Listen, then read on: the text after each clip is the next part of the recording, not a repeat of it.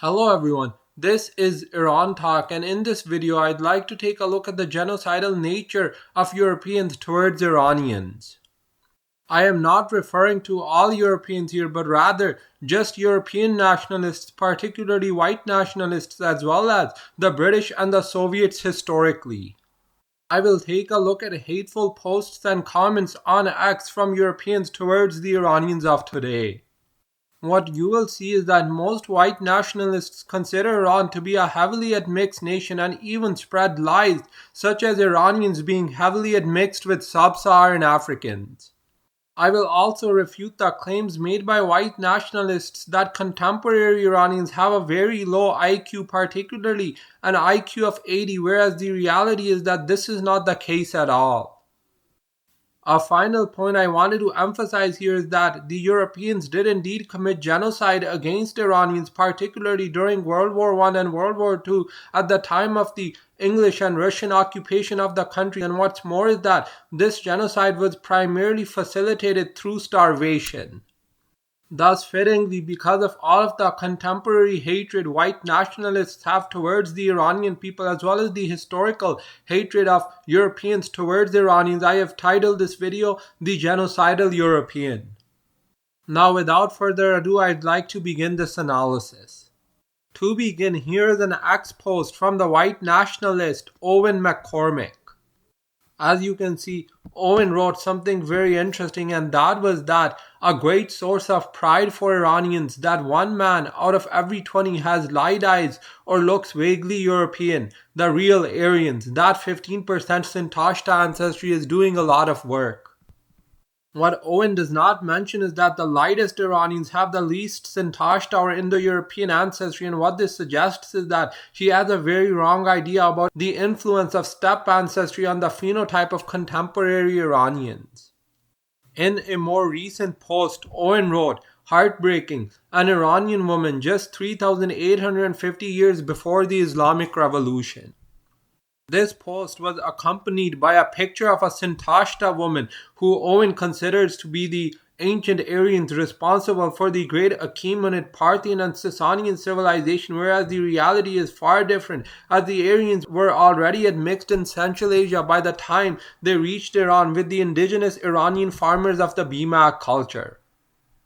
Thus, Owen McCormick is a very delusional white nationalist where it pertains to the genetic origins of contemporary Iranians and their ancient Aryan ancestors.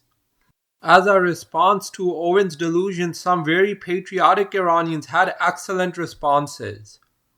One of these responses was by someone who goes by the name Mithridates VI, and he wrote, "How we Iranians treat you Europores," and he had a very interesting meme as well, and I will actually show this meme after this slide, and what you will see is that there was a great degree of massacres of the Italian and Roman populations living within Anatolia by the great Pontian king Mithridates VI, who was of Achaemenid descent.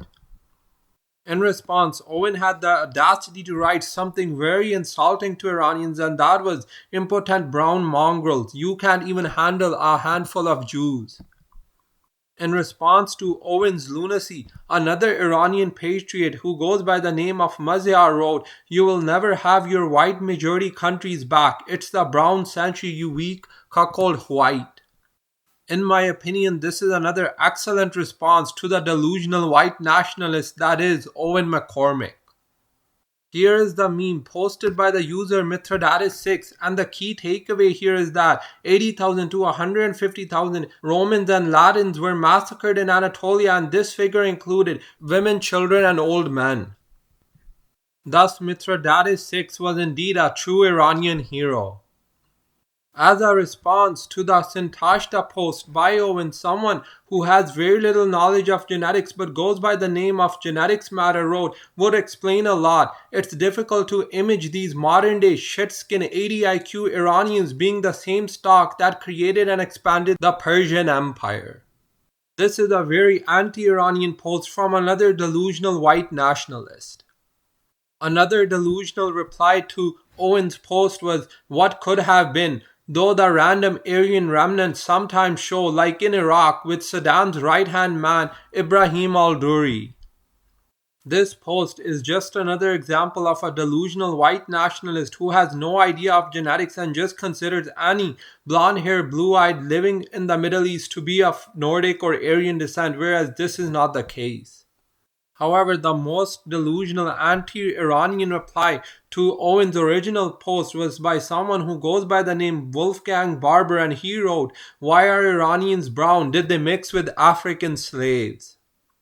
As a refutation of all of these anti-Iranian posts from white nationalists, I will present an analysis beginning with Iranian IQ, then transitioning into the genocide of Iranians during World War I and World War II, and finally a genetic analysis of Iranians since the Iron Age utilizing an updated Neolithic calculator. Now, without further ado, I'd like to begin my refutation. To begin, Iranians do not have an IQ of 80 as claimed by Genetics Matter, and this was actually proven in a study titled Estimation of Mean Intelligence Quotient with Wechsler's Scale in Iran, Systematic Review and Meta-Analysis, and this article was from 2019. The key findings from the study are highlighted here, and what's evident is that the IQ of Iranians was around 97.12, and this was the average Iranian IQ. And also, the variation between the IQ was interesting, as Iranians had higher verbal intelligence as opposed to practical intelligence, with the average again being 97.12 nonetheless.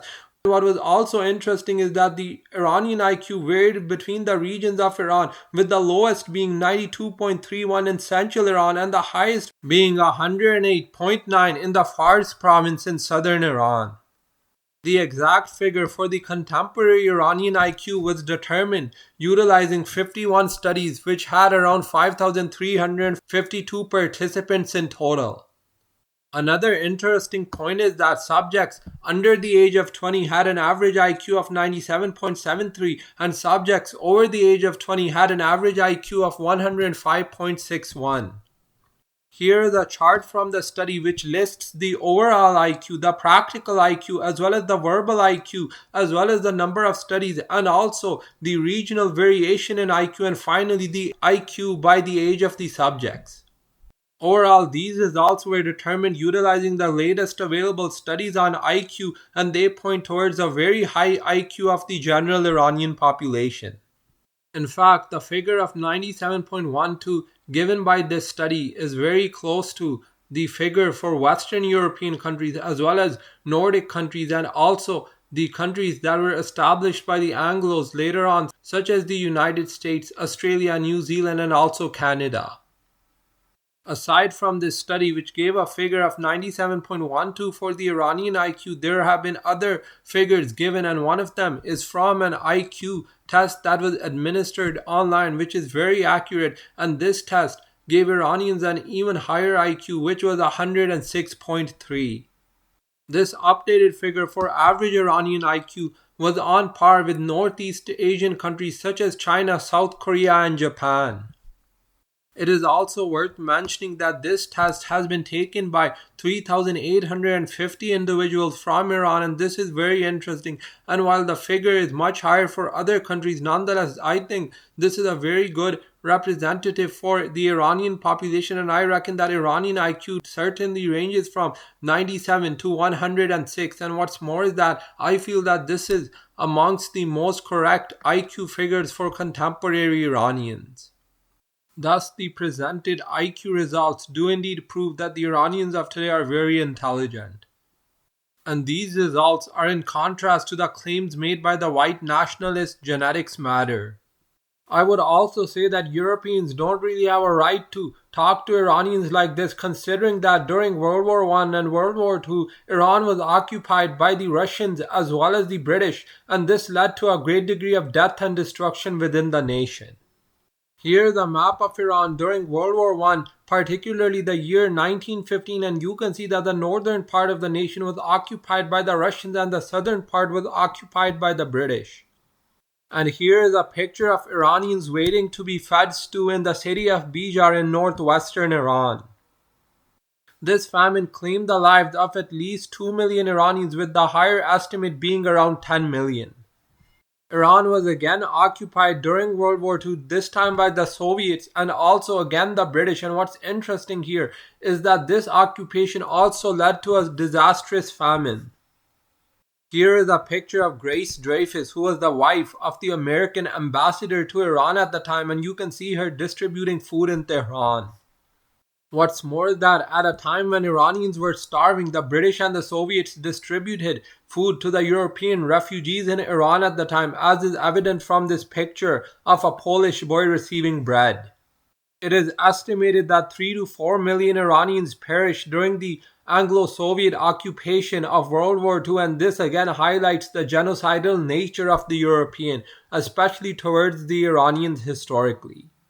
Now I'd like to get into the genetic analysis as a refutation of Wolfgang Barber's post on X, where he asked, why are Iranians brown? Did they mix with African slaves?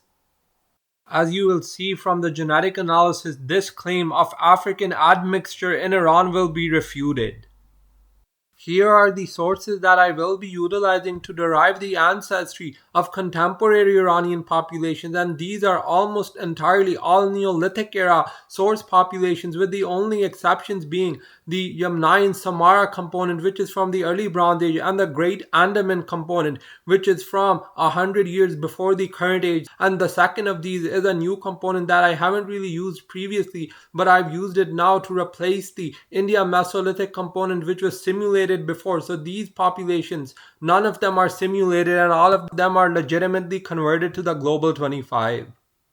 Other ancient source populations accounted for here are the Neolithic Iranian farmers, the Anatolia Neolithic farmers, the Caucasian hunter-gatherers, the Paleolithic Levantine Natufian population, the Neolithic Siberian population from Devil's Cave in Russia, as well as the Sub-Saharan component from Ethiopia from around 4,500 years before the present. Here are the Neolithic results for the 3 Iron Age Iranian samples we have from Dinka Tepe, from Haji Firuz Tepe, as well as from Tepe Hassanlu, and you can see that they're on average 34.7% Iran Neolithic farmer, 30.3% Anatolian farmer, 16.6% Caucasian hunter-gatherer, 9.5% Yamnayan Samara, and finally 8.9% Natufian. What's evident from these results is that genetically, the Iron Age Iranians were a West Eurasian population entirely, but despite this, their Proto-Indo-European or Proto-Nordic, as I'd like to say, genetic contribution was only at 9.5%. What this means is that the Iron Age Iranians from these 3 sites in northwestern Iran were not a Nordic European population, but rather were an autochthonous genetic population. Here are the Neolithic results for the northern Iranians from the Achaemenid, Parthian, and Sasanian periods.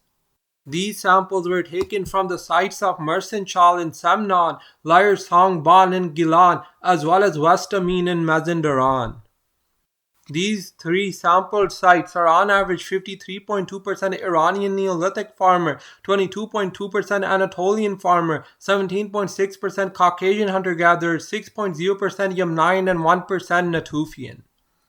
Thus, despite being entirely of West Eurasian origin, the ancient Iranians had minimal Proto-Nordic ancestry, and what's more is that they were an autochthonous genetic population. Now here are the results for the 2 medieval era Iranian samples we have, and they're on average 34.7% Anatolian Neolithic farmer, 34.3% Iranian Neolithic farmer, 11.8% Yamnayan, 11.5% Caucasian hunter-gatherer, 7.1% Natufian, and 0.6% East Asian. It's worth mentioning that this is the first time in the Iranian samples we currently have in the dataset that we see East Eurasian ancestry, but nonetheless, it is still minimal at 1.2% in the Ganj Dara historic sample and is absent in the Kal Makare cave sample. Thus, these samples seem to be very close genetically to the Iron Age Iranian samples from northwestern Iran, and what's more is that they have minimal Proto-Nordic contribution at only 11.8%, again hinting at an autochthonous origin point for the medieval Iranians. Here are the results for contemporary Iranian Persians, and you can see that they're on average 37.2% Iranian Neolithic farmer, 29.2% Anatolian farmer, 15.8% Yamnayan, 8.0% Caucasian hunter-gatherer, 5.9% Natufian, 1.9% Siberian, and 1.8% Great Andaman. These results prove that contemporary Iranian Persians are 96.3% West Eurasian with no sub-Saharan African ancestry. What this means is that contemporary Iranians are largely West Eurasian and are genetically very close to the ancient as well as the medieval Iranian samples that I took a look at. Though there is a bit minor East Eurasian ancestry, nonetheless, again, it is minimal. The Iranian Persians of today have a genetic profile very similar to Zoroastrian Iranians, and you can see that the Zoroastrians from Iran are on average 37.2% Iranian Neolithic farmer, 29.2% Anatolian farmer, 17.4% Yemenian, 8.6% Caucasian hunter-gatherer, 7.2% Natufian, and 0.4% East Asian. Thus, the Iranian Zoroastrians of today are very close genetically to the Persians, though nonetheless they do have a bit less East Eurasian ancestry and a bit more steppe ancestry, and this is likely due to their isolation. And once again, there is no trace of sub-Saharan African ancestry. Here are the results for the Faili Kurds as well as the Iranian Kurds of today, and they're on average 35.3% Iranian Neolithic farmer, 31.7% Anatolian Neolithic farmer, 12.4% Yemenian, 11.6% Caucasian hunter-gatherer from Georgia, 7.5% Natufian, 1.4% East Asian Siberian, and 0.1% Great Andaman. Thus, the Kurds are largely an Iranian population with around 98.5% of their ancestry being from a West Eurasian source, and their East Eurasian as well as their Great Andamanese ancestry is minimal, and what's more is that they have no sub-Saharan African ancestry, much like the Iranian Persians of today. The Iranian Azerbaijanis are around 94.8% West Eurasian, and their Anatolian farmer ancestry is at 32.7%. They're 27.2% Iranian Neolithic farmer. They are 14.7% Caucasian hunter-gatherer, 12.7% Yemenian, 6.9% Natufian, only 5.8% East Asian Siberian, and 0% Great Andamanese. Thus, genetically, the Iranian Azerbaijanis are also largely Iranian, though they have elevated Anatolian, Caucasian, as well as Siberian ancestry. Here are the results for the northern Iranian populations from the Caspian region, and these include the Gilakhi Mazandaranis and the Sangisaris from Semnan. They are on average 41.1% Iranian Neolithic farmer, 29.1% Anatolian farmer, 14.2% Caucasian hunter-gatherer, 11.5% Yemenian, 3.5% Natufian, 0.4% Siberian East Asian, and 0.1% Andamanese. Thus, the Caspian Iranians are 99.5% West Eurasian on average with no sub-Saharan African admixture. Here are the results for the Laks, the Lurs, as well as the Tats, and all of these are Western Iranian populations. These three populations are on average 37.8% Iranian farmer, 32.9% Anatolian farmer, 13.0% Caucasian hunter-gatherer, 9.5% Yemenian, 5.3% Natufian, 1.4% East Asian, and 0.1% Great Andaman. Overall, the Laks, Lurs, and Tats are on average 98.5% West Eurasian, and again, they have no sub-Saharan African ancestry. Moving on, here are the results for the Iranian Yarsanis, and they're on average 31.2% Iranian Neolithic farmer, 28.8% Anatolian farmer, 19.8% Caucasian hunter-gatherer, 9.8% Yemenian, 9.2% Natufian, and 1.2% Siberian East Asian. Thus, the Yarsanis from Iran are yet another population with no sub-Saharan African admixture and overwhelming West Eurasian ancestry. The second to last of the Iranian populations analyzed here are the Qashqais, and they're on average 34.6% Iranian farmer, 33.2% Anatolian farmer, 10.6% Yemenian, 9.2% Caucasian hunter-gatherer, 6.4% Siberian East Asian, and 6.0% Natufian.